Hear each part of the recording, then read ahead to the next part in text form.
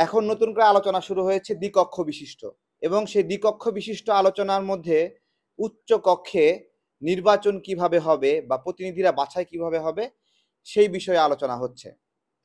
এবং আমরা আমাদের কাছে যে হ্যাঁ না অথবা কোনো মতামত নেই গণভোটের আগে বা নির্বাচনের পরে এ ধরনের অপশন দেওয়া হয়েছে। আমি আপনাদেরকে বলছি, ঐকমত্য কমিশনের এই ফর্মেরই আমরা আপত্তি জানিয়েছি শুরুতেই, যে আমরা তো আপনাদেরকে মতামত দেইনি, সিদ্ধান্ত দেইনি যে আমাদের সংসদ এক কক্ষ বিশিষ্ট হবে না দ্বিকক্ষ বিশিষ্ট হবে।